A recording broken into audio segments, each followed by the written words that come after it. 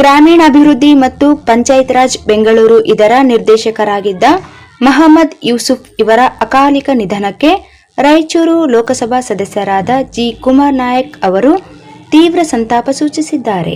ಯೂಸುಫ್ ಅವರು ಮಿತುಭಾಷಿ, ಕೆಲಸದಲ್ಲಿ ಶಿಸ್ತು, ಸಮಯ ಪಾಲಕರಾಗಿದ್ದರು.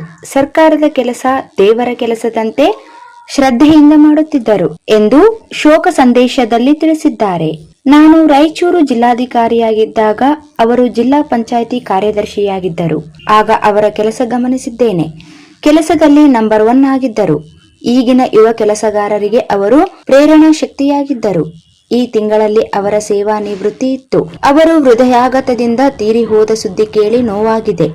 ಅವರ ಆತ್ಮಕ್ಕೆ ದೇವರು ಶಾಂತಿ ಕೊಡಲಿ, ಕುಟುಂಬಕ್ಕೆ ದುಃಖ ಭರಿಸುವ ಶಕ್ತಿ ಕೊಡಲಿ ಎಂದು ಪ್ರಾರ್ಥಿಸಿದ್ದಾರೆ. ಈ ವಿಷಯವನ್ನು ವಾಹಿನಿ ಸಂಸ್ಥೆಗೆ ಫೋನ್ ಮುಖಾಂತರ ಜಿ ಕುಮಾರ್ ನಾಯಕ್ ಅವರು ತಿಳಿಸಿದ್ದಾರೆ.